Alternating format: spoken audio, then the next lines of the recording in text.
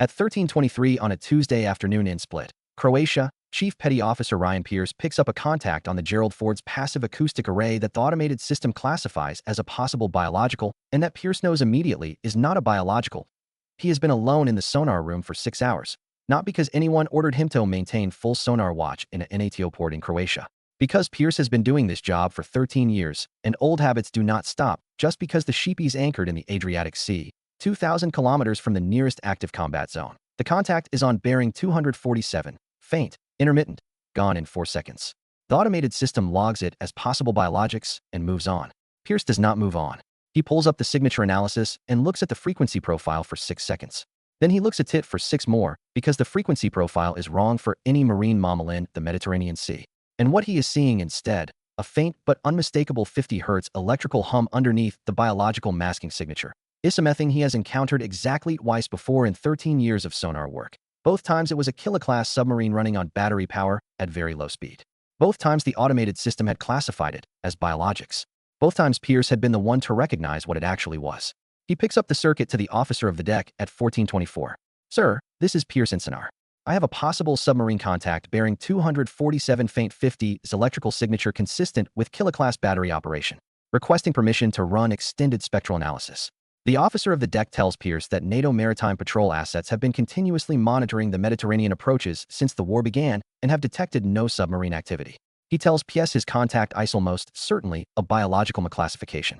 He tells Pierce to log it and continue monitoring. Pierce logs it, keeps watching bearing 24/7.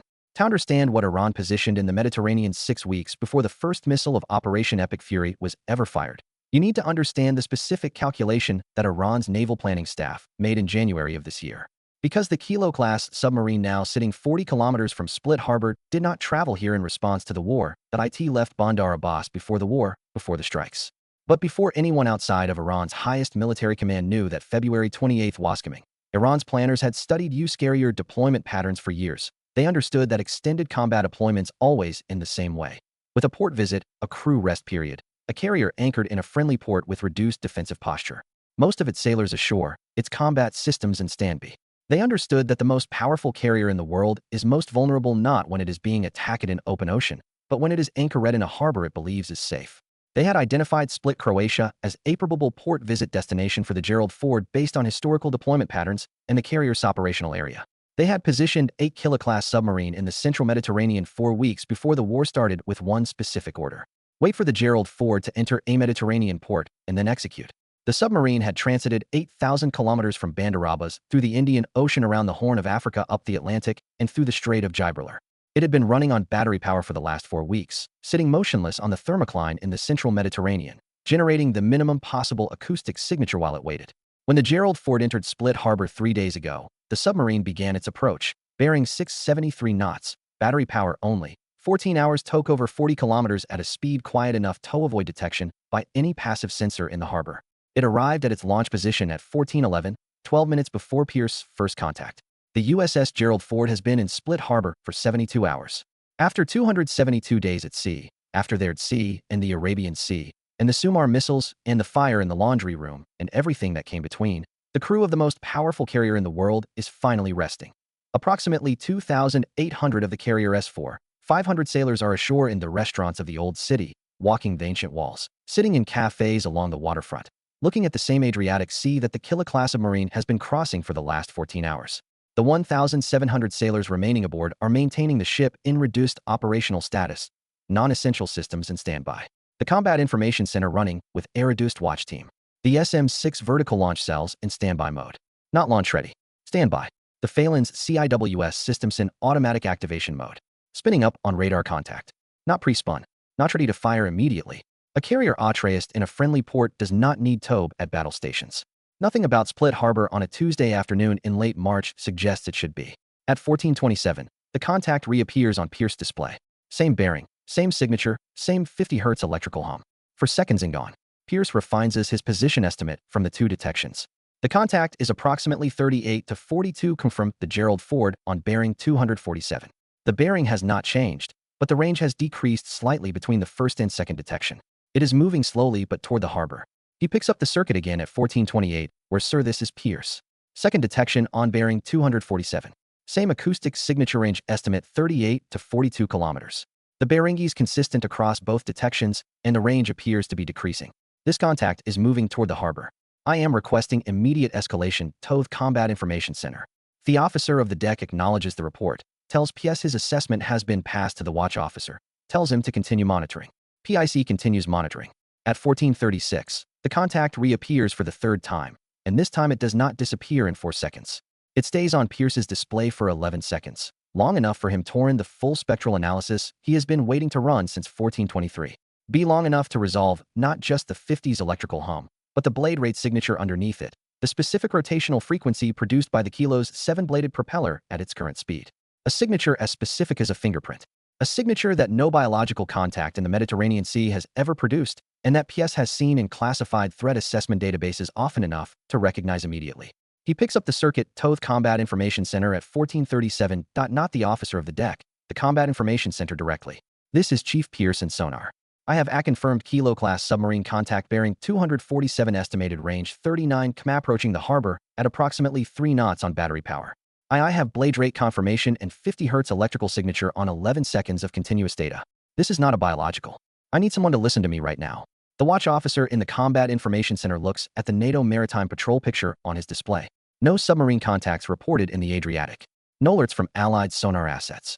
A chief petty officer on a reduced watch team in a port visit calling in a submarine contact that no other system in the theater has detected. He tells PS his report has been logged and that he is notifying the duty officer. He tells PS to maintain tracking and report any changes immediately. PS closes the circuit. He already knows what is going to happen before anyone acts on his report. He knows because he has been watching the range decrease across 3 detections over 14 minutes, and he has done the calculation, and he knows exactly how much time the Gerald Ford has before a submarine at this range becomes a submarine at launch range, and he knows what a Kilo-class submarine at launch range in the Mediterranean means for a carrier with 2,800 crew members scattered across a city. He starts building something that he has not been authorized to build, and that nobody has asked him to build. An Olympter jamming solution. The Qatar anti-ship cruise missile. Iran's most capable sea-skimming weapon. The missile he has identified as the most probable weapon aboard the Kilo based on its known loadout and classified intelligence assessments. Uses a radar altimeter to maintain its 3m secming altitude throughout its terminal flight. The altimeter transmits a continuous downward-looking radar pulse and uses the return timing to hold the missile at exactly 3m above the water surface. Without that altimeter signal, the missile cannot maintain sea-skimming altitude.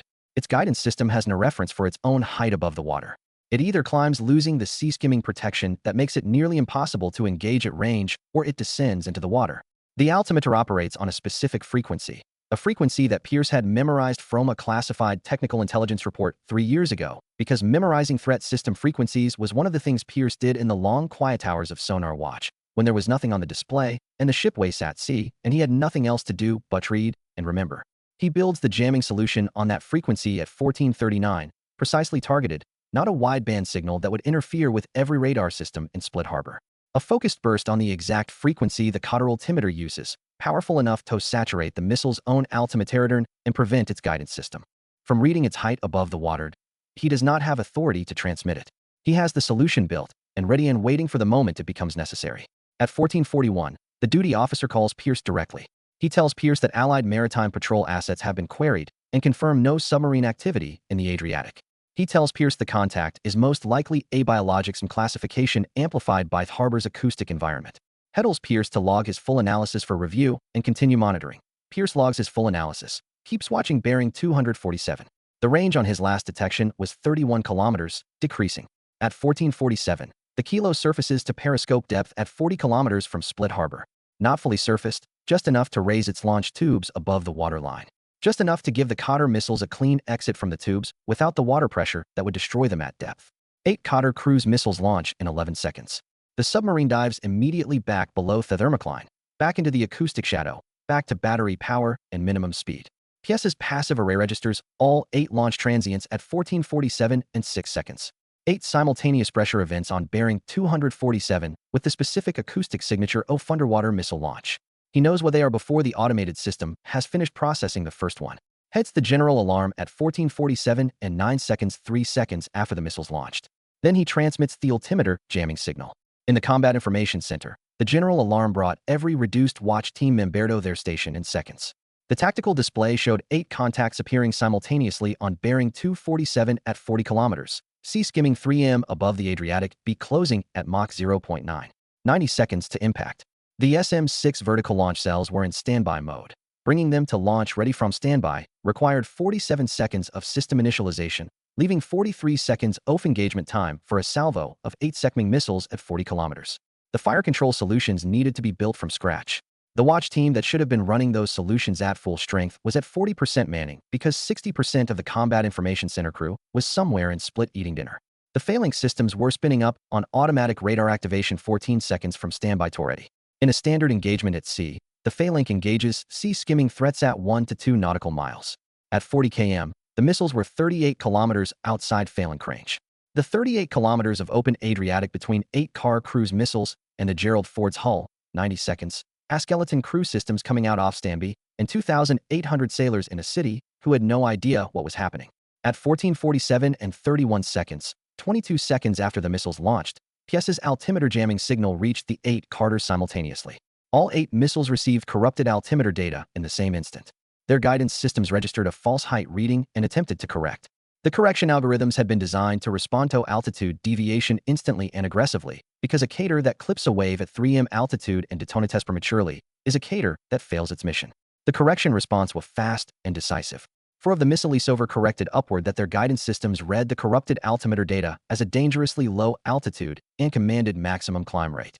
In 3 seconds, they rose from 3 m to between 35 and 48 m above the Adriatic surface, well above the sea clutter zone that had been protecting them from radar detection. Suddenly visible and trackable at 28 to 33 kilometers from the Gerald Ford. The phalanx systems were ready at 14:47 and 23 seconds.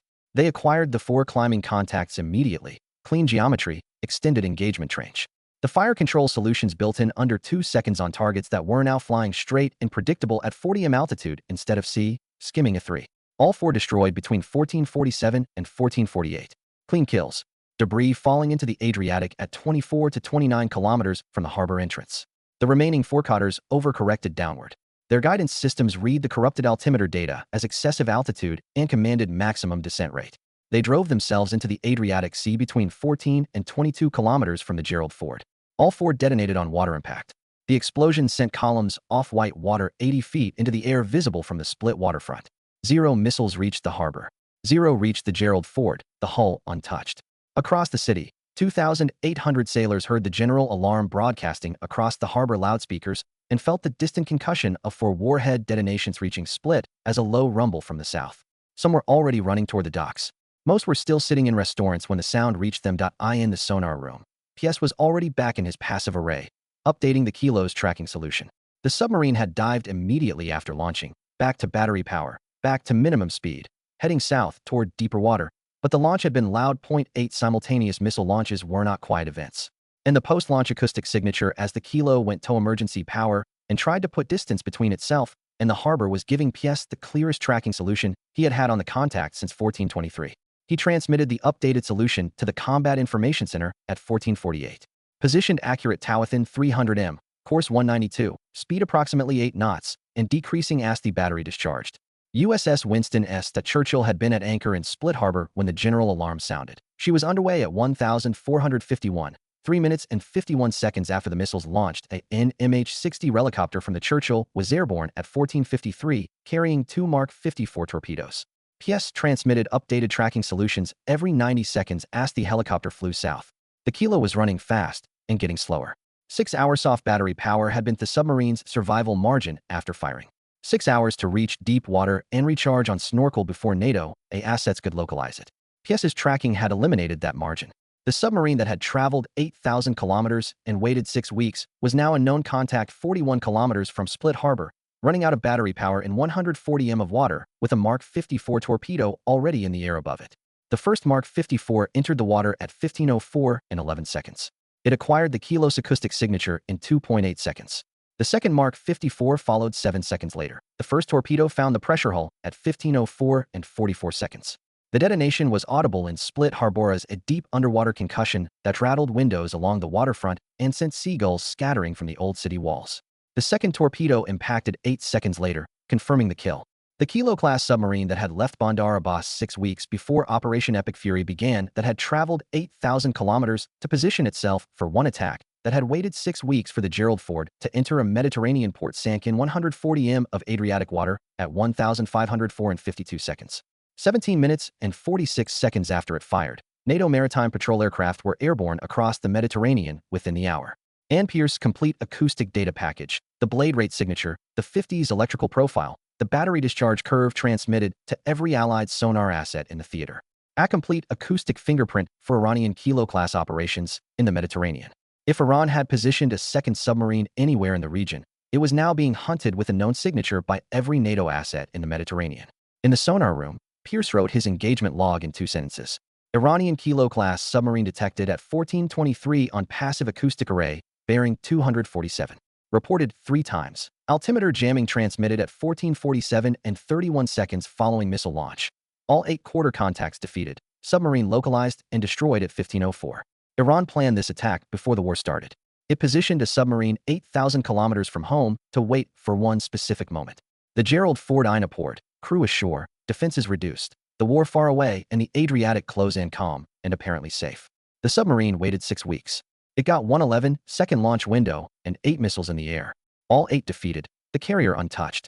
The submarine gone in 17 minutes because a chief petty officer on a reduced watch team in a NATO port ran passive acoustic monitoring that nobody had ordered him to run, heard a 50 Hz electrical hum at 1423 that the automated system called abiological, reported it 3 times while nobody acted, and built a jamming solution for an attack that hadn't happened yet on a frequency he had memorized from a classified report 3 years ago. Because that was the kind of thing PS did in the quiet hours that America's response found the submarine before it reached deep water. It had 6 weeks to get into position. It had 17 minutes to get out. And the lesson Thran took home from the Adriatic Sea that afternoon was the one at least wanted to learn, that the most dangerous sonar operator in the world is not the system that classifies the contact. It is the chief petty officer who keeps watching bearing 247 after the system calls it abiological.